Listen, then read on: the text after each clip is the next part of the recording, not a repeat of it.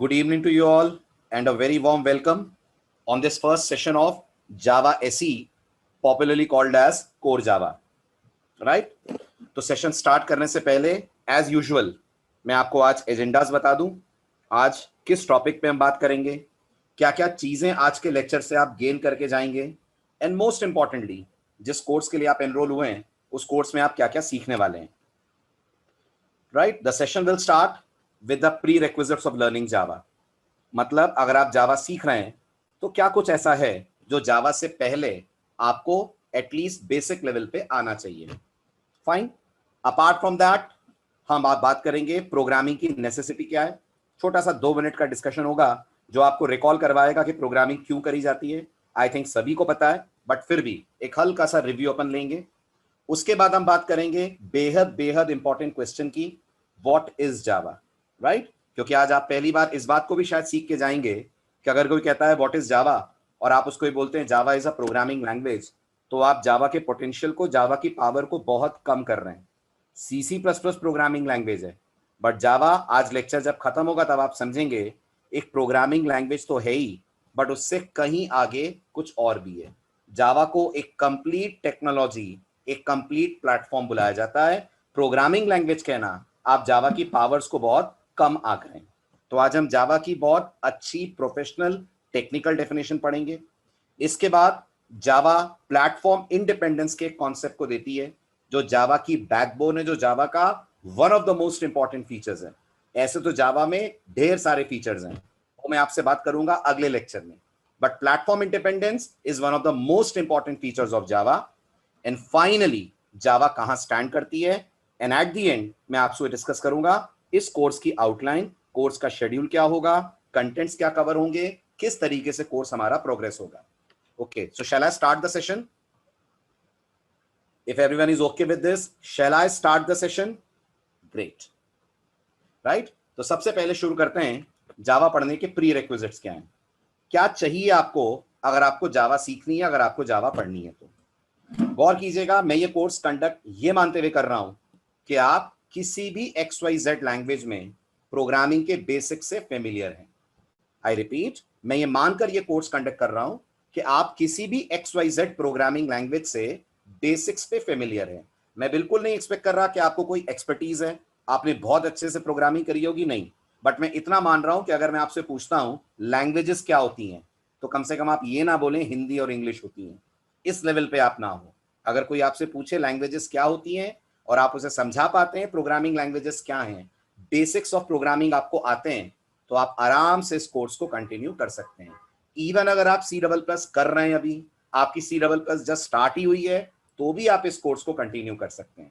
बस ये आपकी फर्स्ट प्रोग्रामिंग लैंग्वेज ना हो, आप इसके पहले किसी ना किसी लैंग्वेज में बेसिक्स जानते हो, और वो लैंग्वेज कोई भी हो चलेगा. बट मैं प्रेफर करूंगा आप C++ के बेसिक्स जानते हो, क्योंकि आप देखेंगे जावा खुद डेवलप करी गई है using C and C++ languages. Java का जो कंपाइलर है वो C में, और कुछ साल बाद C++ में रीडिजाइन करा गया था. तो आज मार्केट में जो आप जावा यूज करते हैं, it's internally actually developed using languages C and C++. तो आप देखेंगे जावा का 75 to 80% सिंटेक्स आपको C++ से मैच होता हुआ दिखेगा. और अगर आप C जानते हैं तो आप बहुत कंफर्टेबल फील करेंगे जब आप जावा पढ़ेंगे. तो C++ में भी अगर आप बेसिक्स जानते हैं तो you will be very comfortable, और ज्यादा परेशान मत होइएगा. अगर आपको लग रहा है नहीं पता हो तो आपके लिए हम रिफ्रेशर भी अरेंज करेंगे.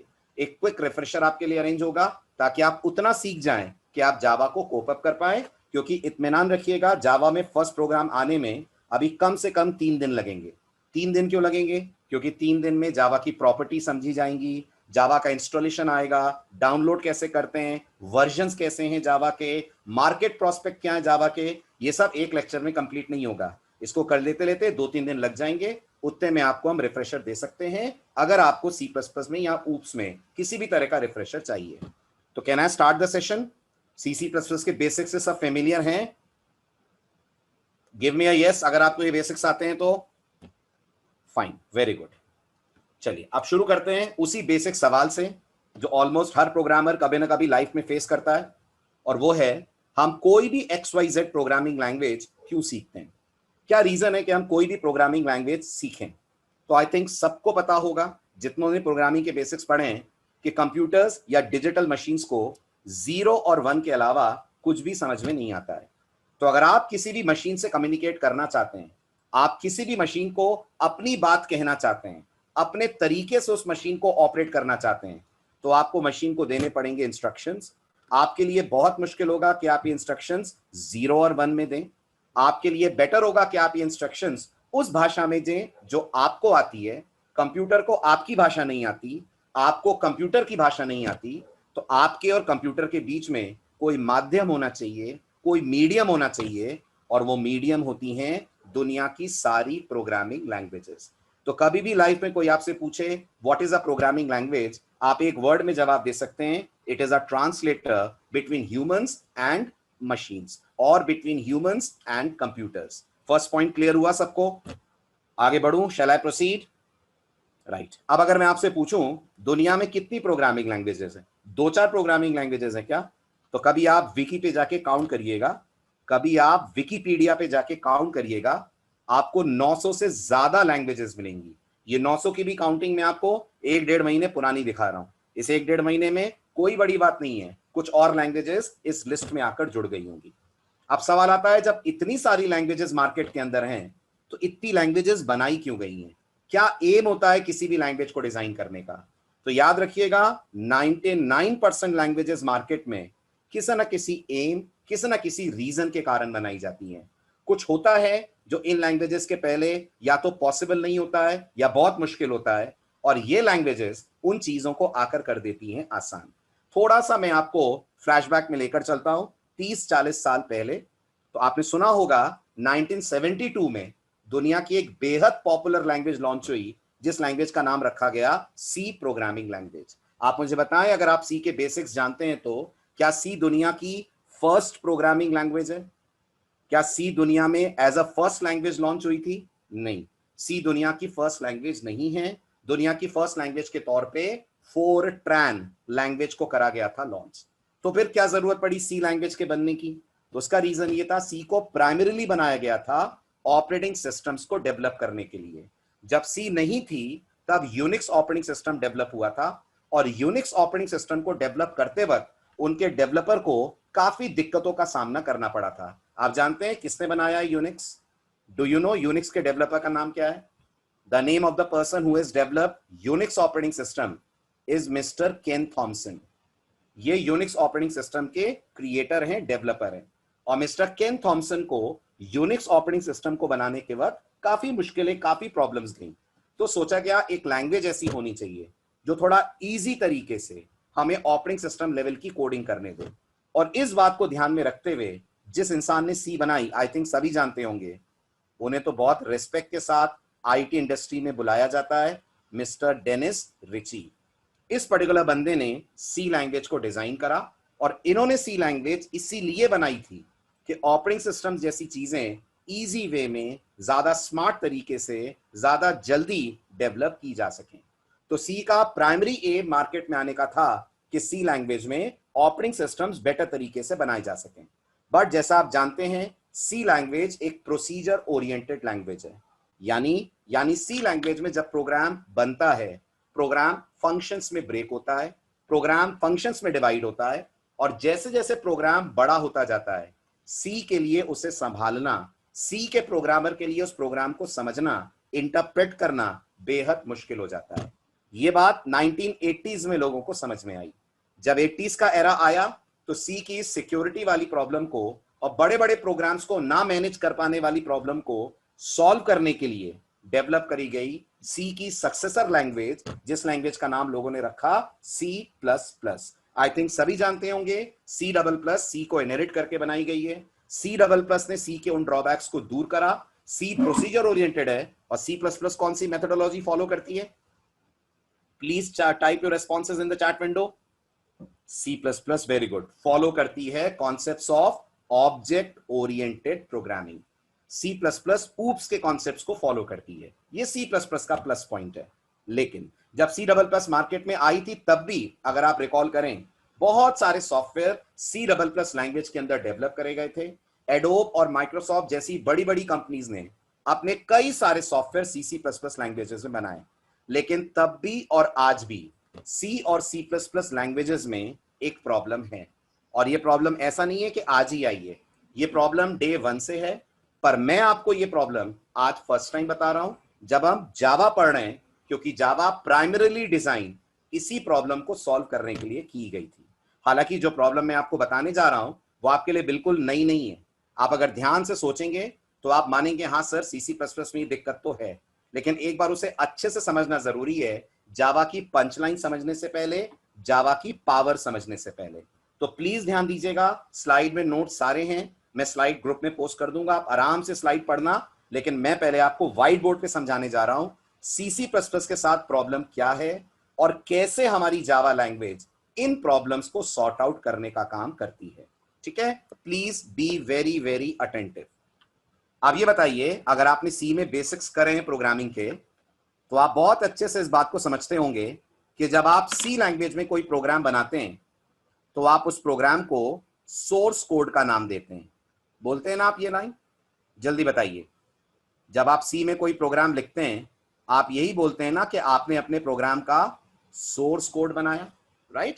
इमेजिन करिए आपने दो नंबरों को ऐड करने का प्रोग्राम बनाया, तो आप सी लैंग्वेज में इस प्रोग्राम का नाम लिखेंगे add.c। आई होप आपको याद होगा डॉट सी इस प्रोग्राम का क्या है, जल्दी जल्दी बताइए। डॉट सी इस प्रोग्राम का एक्सटेंशन है, और ये सी लैंग्वेज में दो नंबरों को ऐड करने का प्रोग्राम बना है। आपने सी पढ़ते वक्त कम से कम 50 बार ये बात सुनी होगी कि जो हमारा सोर्स कोड होता है वो कंप्यूटर्स के समझ में नहीं आता है, कंप्यूटर्स को 0 और 1 समझ में आता है, इसलिए कोई होना चाहिए जो इस 0 और 1 को, यानी हमारे सोर्स कोड को 0 और 1 में कन्वर्ट करे। और यहां आप सबके सामने इंट्रोड्यूस करा गया होगा दुनिया का एक पॉपुलर सॉफ्टवेयर जिसका नाम आप जानते हैं कंपाइलर होता है। तो आप सबको पता होगा कंपाइलर हमारा सोर्स कोड लेता है, और कंपाइलर हमारे सोर्स कोड का, बहुत ध्यान से देखिएगा मैं क्या वर्ड लिख रहा हूं, बना देता है मशीन कोड। कंपाइलर हमारे सोर्स कोड का बना देता है मशीन कोड, और फिर हमारा मशीन कोड हमारे कंप्यूटर पे यानी कि हमारे ऑपरेटिंग सिस्टम पे जाकर हो जाता है रन। बताइए, ये बेसिक सी कहानी आप सबने सुनी है ना, है ना? बहुत सुनी होगी आपने प्रोग्रामिंग के दौरान।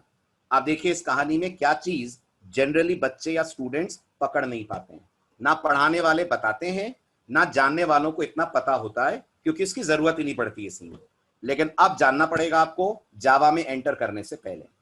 अब मैं इस पूरी कहानी का ड्रॉबैक आपको समझाऊं उससे पहले आप मुझे बताइए, क्या आप मुझे समझा सकते हैं कंप्यूटर प्रोग्रामिंग में मशीन शब्द का मतलब क्या होता है? What is the meaning of the word machine? जब मैं स्टूडेंट से सवाल पूछता हूं तो कई बच्चे मुझे बोलते हैं सर मशीन मतलब मेरा कंप्यूटर, मेरा लैपटॉप जिसमें मैं प्रोग्राम बना रहा हूं। नहीं, बिल्कुल नहीं। ध्यान से सुनिएगा, मशीन शब्द का मतलब कंप्यूटर साइंस की दुनिया में दो चीजों का कॉम्बिनेशन होता है। दो चीजें जुड़ जाएं तो कंप्यूटर साइंस में वर्ड बनता है मशीन। कौन सी दो चीजें? नंबर 1 आपके कंप्यूटर का ऑपरेटिंग सिस्टम, नंबर 2 आपके कंप्यूटर का सीपीयू। ये दोनों जब मिलते हैं ना, जब इनकी खिचड़ी बनती है ना, तब कंप्यूटर साइंस में वर्ड निकलता है machine. In other words, OS और सीपीयू के कॉम्बिनेशन को हम लोग वो एनवायरमेंट मानते हैं जहां पर आप अपने प्रोग्राम को रन करते हैं। याद कीजिए, अगर आपने बेसिक्स ऑफ प्रोग्रामिंग पढ़े हैं तो आपने सुना होगा आपके प्रोग्राम को कंपाइलर सिर्फ कंपाइल करके छोड़ देता है। कंपाइलर कभी प्रोग्राम को रन नहीं करता। प्रोग्राम को रन करने की जिम्मेदारी ऑपरेटिंग सिस्टम की होती है, और इंस्ट्रक्शंस को प्रोसेस करना सीपीयू का काम होता है, सीपीयू की जिम्मेदारी होती है। ये मानते हैं सब लोग? जल्दी बताइए, इस बात को मानते हैं आप? वेरी गुड, बहुत ध्यान से इस बेसिक को सुनिएगा, आपका जावा का बेस तैयार हो जाएगा आज के दिन ही। फिर आपको बड़े अच्छे से समझ में आएगा जावा किस एम के साथ मार्केट में आई है, और ऐसा क्या कर दिया जावा ने कि आज भी जावा नंबर 1 और कई जगहों पर टॉप 5 के अंदर गिनी जाती है। कुछ मामलों में जावा नंबर 1 है, कुछ मामलों में जावा टॉप 5 के अंदर है, वो बात की बात है। बट पहले ये तो पढ़ें जावा मार्केट में आई क्यों। तो मैं एक बार फिर याद दिला रहा हूं आपको, इस मशीन शब्द का मतलब होता है ऑपरेटिंग सिस्टम और सीपीयू का कॉम्बिनेशन। इसी मशीन को याद रखिएगा, दूसरे शब्दों में प्लेटफॉर्म भी बुलाते हैं। इसी मशीन को याद रखिएगा, तीसरे शब्दों में एनवायरनमेंट भी बुलाते हैं। तो आपने सोचिए कई बार सुना होगा लोगों को कहते हुए विंडोज प्लेटफॉर्म, लिनक्स प्लेटफॉर्म। तो अगर कोई प्लेटफॉर्म वर्ड बोलता है तो एक्चुअल में प्लेटफॉर्म का मतलब होता है ऑपरेटिंग सिस्टम और सीपीयू का कॉम्बिनेशन। क्योंकि याद करिए इन दोनों की जरूरत पड़ती है किसी भी प्रोग्राम को रन करने के लिए। कोई भी कोड दुनिया में अगर रन होता है तो वो इन दो चीजों की मदद से होता है। नंबर वन ऑपरेटिंग सिस्टम जो सॉफ्टवेयर है, नंबर टू सीपीयू जो इस सॉफ्टवेयर के नीचे बैठा हुआ हार्डवेयर है। बताइए समझ आया कि नहीं आया? पहला पॉइंट क्लियर हुआ? Very good.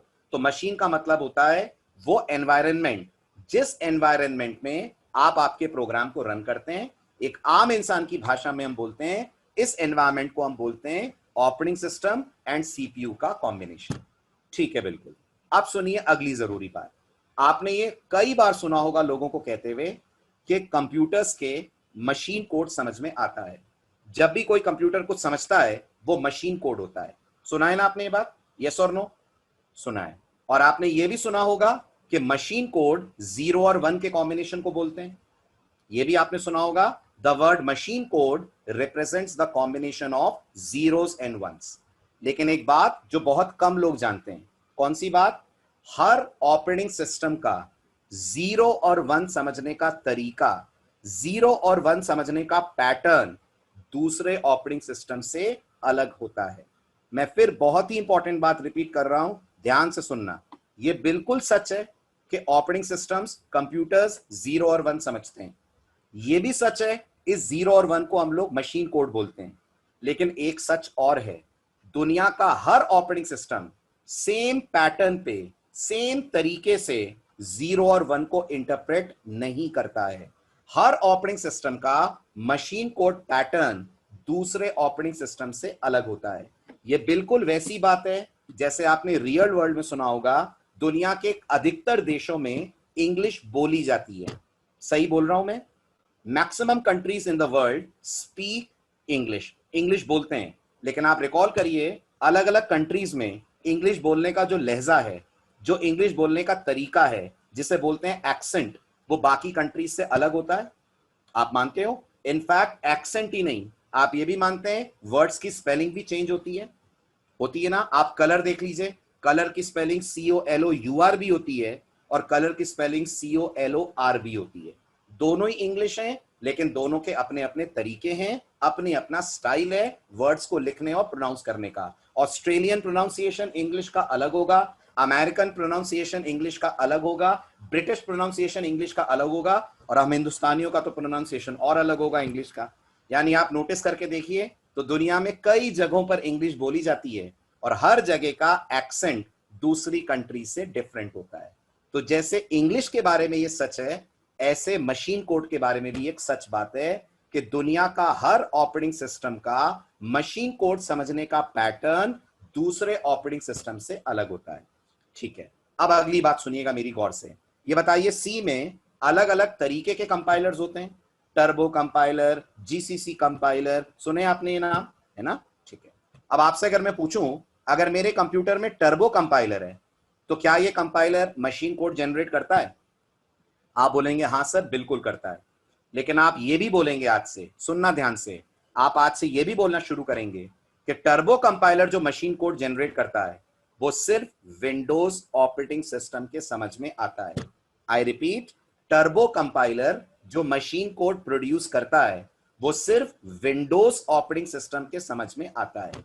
आपको लगेगा सर सर प्रॉब्लम क्या है? अगर टर्बो कंपाइलर का मशीन कोड विंडोज में समझ में आता है, मैं विंडोज पे ही तो प्रोग्राम चला रहा हूं। आप विंडोज पे प्रोग्राम चला रहे हैं एज अ डेवलपर। अब इमेजिन करिए कल को आपने ये छोटा सा 2 नंबर ऐड करने का प्रोग्राम ना बनाकर कोई अच्छा खासा गेम सी लैंग्वेज में डेवलप करा। आपने ये गेम डेवलप करा टर्बो कंपाइलर पे। आपको याद होगा टर्बो कंपाइलर आपके प्रोग्राम की .exe जनरेट करता है। मशीन कोड को exe बुलाते हैं ना अपन सी लैंग्वेज में, राइट? ये exe विंडोज पे तो बड़े आराम से रन हो जाएगी, बहुत आराम से रन हो जाएगी। लेकिन इमेजिन करिए क्या ये exe दुनिया में किसी दूसरे ऑपरेटिंग सिस्टम पे रन हो पाएगी? अगर आपको शुरुआती 10 मिनट समझ में आए तो आप बताइए क्या ये exe लिनक्स के ऊपर रन हो पाएगी? अगर मैं यहां जानूं तो रन होना छोड़िए, ये लिनक्स पे इंस्टॉल भी नहीं हो पाएगी। रन होना दूर की बात, लिनक्स के ऊपर ये .exe फाइल इंस्टॉल तक नहीं होगी। अब यहां भी कई बार स्टूडेंट्स कंफ्यूज होते हैं, वो कहते हैं सर मैं लिनक्स पे रन करूंगा ही क्यों, मेरे पास तो विंडोज है ना। आप फिर सोचिए, जब आप सॉफ्टवेयर डेवलपर बनेंगे तो आपके प्रोडक्ट्स आप अपने लिए नहीं बनाएंगे, आप जो प्रोडक्ट्स बनाएंगे वो कस्टमर्स के लिए बनेंगे। और क्या आप ये गारंटी लेंगे कि आप जिस कस्टमर के लिए सॉफ्टवेयर डेवलप कर रहे हैं, आपका हर customer Windows operating system use कर रहा है? आप बताइए, दुनिया में हर जगह विंडोज है क्या? नहीं। अगर आप किसी एमएनसी में जाते हैं तो आप नोटिस करिएगा आपके मैक्सिमम कस्टमर अमेरिकन होंगे। और शायद आप जानते होंगे अमेरिका में विंडोज से ज्यादा पॉपुलर मैक ऑपरेटिंग सिस्टम है, अधिकतर लोगों के पास वहां पर मैक आपको मिलेगा। तो अगर आपने टर्बो कंपाइलर के ऊपर अपना प्रोग्राम बनाया और टर्बो कंपाइलर से उसको कंपाइल करके ईएक्सी बना ली, बड़े आराम से आपकी ईएक्सी विंडोज पे चलेगी, बट ना तो वो लिनक्स पे चलेगी, ना ही वो काम करेगी ऑन मैक ऑपरेटिंग सिस्टम। और ऐसा तो नहीं कह सकते कि दुनिया में जितने भी लोगों के पास कंप्यूटर है सब विंडोज यूज करते हैं, बिल्कुल गलत सोच है। दुनिया में बहुत सारे कस्टमर्स ऐसे हैं जिनके पास लिनक्स है, बहुत सारे कस्टमर्स ऐसे हैं जिनके पास मैक है, और ये तो 3 पॉपुलर है जिनके नाम मैं ले रहा हूं। आप मानते हैं इनके अलावा भी ऑपरेटिंग सिस्टम है मार्केट में? आप मानते हो इनके अलावा भी ऑपरेटिंग सिस्टम मार्केट के अंदर अवेलेबल है, राइट? तो जब इतने सारे ऑपरेटिंग सिस्टम मार्केट में अवेलेबल हैं, तो आप कैसे कह सकते हैं कि आपका टर्बो कंपाइलर जो कोड जनरेट कर रहा है वो हर ओएस पे चलेगा? नहीं चलेगा, वो चलेगा सिर्फ विंडोज पे। अब आप मुझे बताइए, अगर मैंने आपको सी पढ़ाई है तो मैंने कई बार आपके सामने ये वर्ड बोला है, आपने कहीं और से भी अगर सी पढ़ी होगी तो आपने ये वर्ड जरूर सुना होगा कि C is a platform dependent language. बताइए, ये वर्ड सुना है? सी एक प्लेटफॉर्म डिपेंडेंट लैंग्वेज होती है। क्यों प्लेटफॉर्म डिपेंडेंट है?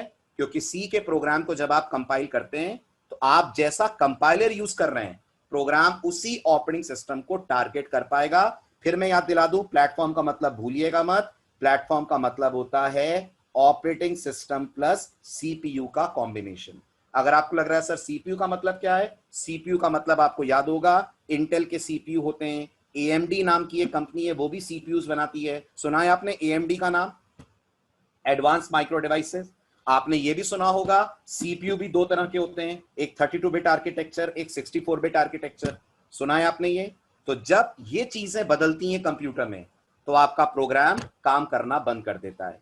क्यों? क्योंकि आपका प्रोग्राम क्लोजली डिपेंडेंट होता है ऑपरेटिंग सिस्टम पे, आपका प्रोग्राम क्लोजली डिपेंडेंट होता है सेंट्रल प्रोसेसिंग यूनिट पे।